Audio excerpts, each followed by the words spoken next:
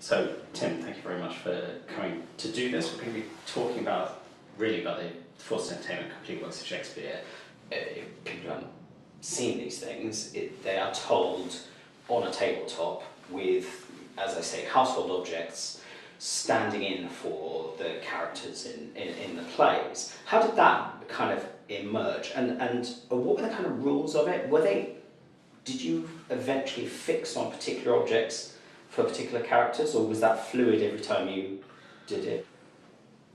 I think there's a little bit of tradition in our work, or a line in our work, where inanimate things stand for people.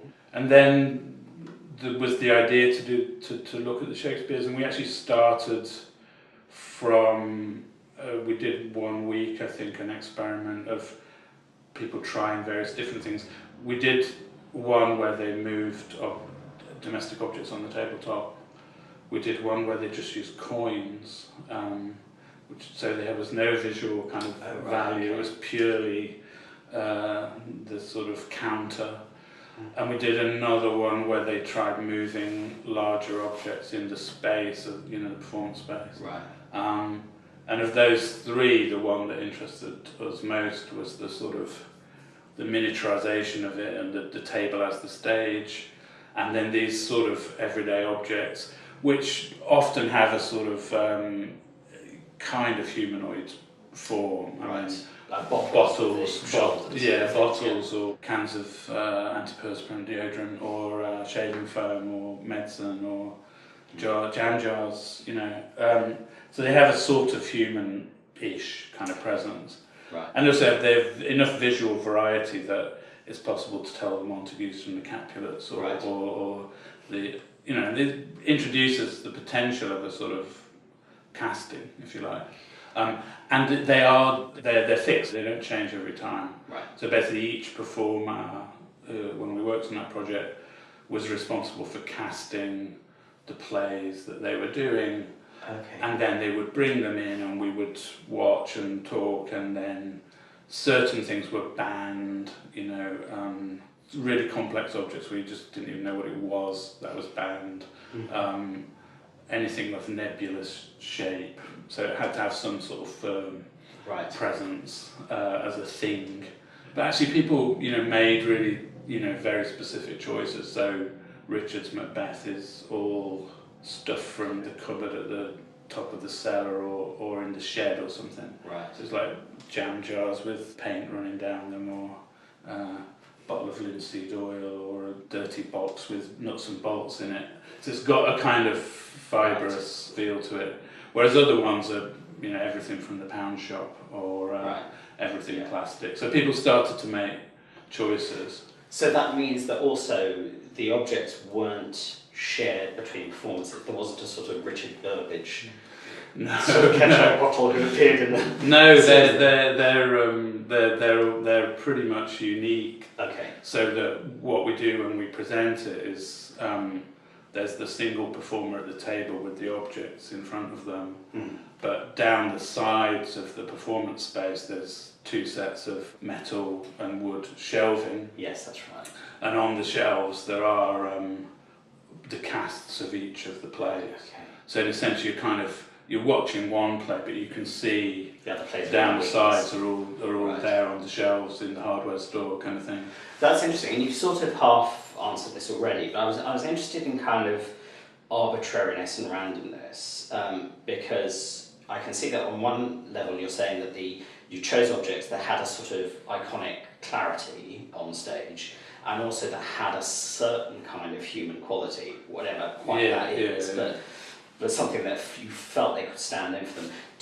Was there any sense in which, we were talking beforehand, and Richard was suggesting that were the royal characters always a little bit taller and that sort of thing? I think within any given casting of any of the plays, people made choices to make the play comprehensible. So in that sense, you might find that the King and the Queen are taller, or comical drunk character is a bag of onions or something. Yeah. But at the same time, if it ever got too clever, I would, say, let's think again.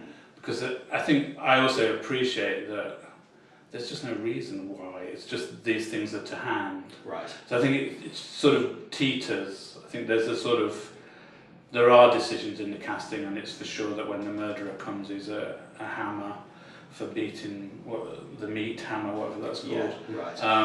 So you kind of, there's a joke. So there's something helpful, maybe funny. Right. But I also like it that sometimes there's just no particular reason why this is like this. I mean, I think one of the reference points for that project is also, it's basically the bank robbers around the table, right, demonstrating how so-and-so's going to wait in the car and this one's going to come this way, So you're just using what is, there's a sense of using what is to hand. Yes. And you don't want to feel like anybody's been too clever. Yes. It's often in our shows, I think, that we like the feeling that it's just sort of falling into place, because we might have thought quite hard about it. Yes. You don't want anything that looks like you tried too hard. And that's interesting in terms of your sort of emotional engagement with those things. I mean, the audience's emotional engagement with it. I was thinking about Tim Crouch's show, My Arm, which you may know, but he uses objects in that. And there are two ways in which he seems to be trying to preserve a kind of randomness, which is firstly, at the beginning of the show, he solicits the objects from the audience. Yeah. So no, it's all. Yeah. He hasn't. Yeah. It's like a magic trick. Yeah. He hasn't seen this stuff before. And then secondly, I know that he told me once that, he deliberately didn't let a lipstick be the mother because there's a sort of identical relationship between them. And yet, as you watch that show, and I feel this with those objects, you can't help but you start to invest huge amounts in apparently random objects, and that must be one of the things that's the reason to do it, isn't it? Yeah. That strange, slightly alchemical thing that happens. Yeah, I think it is like that.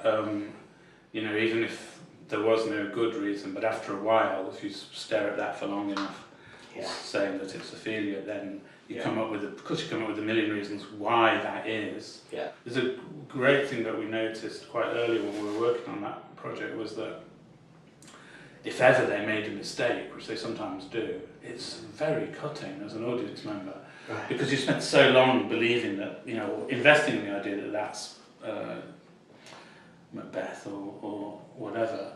That's Ophelia. And yeah, exactly. You kind of, there's a violence to that. Yes, that's really interesting. Which tells something about what's going on in one's head.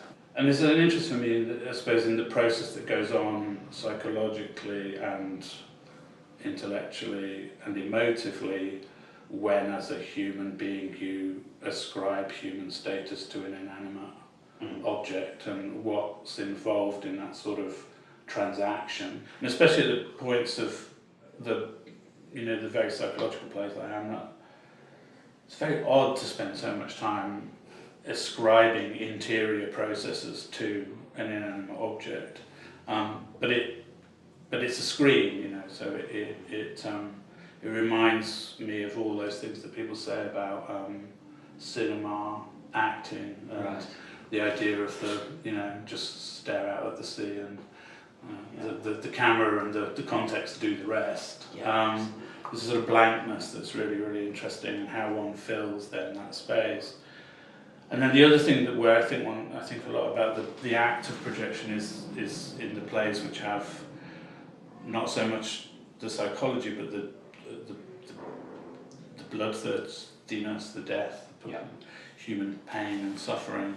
Because again, you're in this weird thing of imagining an interior and a suffering and a demise to a thing that isn't there, alive in the first place. So you sort of are caught as a spectator in a rather cruel transaction, which you're encouraged for 40 minutes to invest that in life, or invest some life in that, and then that one is killed or has its eyes poked out, and you're suddenly asked to think about it as no more. But all of that work's happening in your head, which that is theatre, isn't it? And of course that's also happening if you see Hamlet at the RSC, because Totally, yes. he hasn't actually died. No. It just gets really close to Yeah. the ridiculous heart of it. There's a gesture of investment and to believe, or the experiment to believe, and then the experiment to believe another thing. So it's the way that it foregrounds and sort of makes that process really visible, I think. This might be a slightly abstract way of thinking, but do you feel that objects can have a kind of agency on stage, in the sense that can objects act? I mean, I think they do, and I think the piece in that sense is a triangulation, I suppose, as any performance is, between the story, the performer, the object itself, and the spectator. And I think the objects speak into that in ways that we can easily understand, and also ways that we don't really understand. So I think of them as quite active parts of it. And also, another sort of version of that question is to ask whether you feel they become kind of art objects on the stage. And I think all I mean by that is whether there's something about that, the framing of the wooden table, which obviously has kind of iconic resemblance to a stage of some kind, that acts as a sort of aesthetic frame that makes you look at these objects in a different sort of artistic way. Yeah, I think so. I mean, I think that's always interested me, that the stage is always a frame, and there is an act of taking something that wasn't in the frame and putting it in the frame, and that brings with it a set of attentions that weren't there previously. We used to talk about it in relation to, in fact, to 200% and Bloody Thursday, which had the dummies in it. It also had a bunch of very large tree branches which were held at the side as if they were trees, kind of down the side of the stage. And we used them in that show for maybe 2 years or so when we were touring it, and they kind of went all over Europe anyway. And then at a certain point they were in the storage, and it was clear we were never going to do that show again. So we took them back to the woods where they'd come from, and just sort of threw them back amongst the bushes. So I kind of like this idea that you sort of temporarily elevate something. Right. Like, I guess when we finish doing the Shakespeare, some of those things will go back onto the shelf at Claire's house or Terry's house, you know, where they came from. Right. And the ketchup bottle, you know, once. Yeah.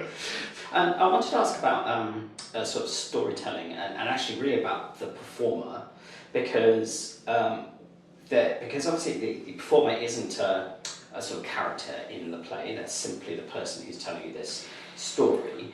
But it seems to me that there's quite a lot of work, though it's probably 30 years of work, that's gone into creating a kind of sort of friendly, relaxed, neutral thing that isn't trying to say, this is the most exciting story you've ever heard, or to be very ironic about it, but sort of keep an open, a sort of blank canvas in a certain way, while also not being dull and neutral. Can you say anything about what that is and how that functions in this place? Yeah, I mean, I think it's a quality in performance that we've chased over many, many projects.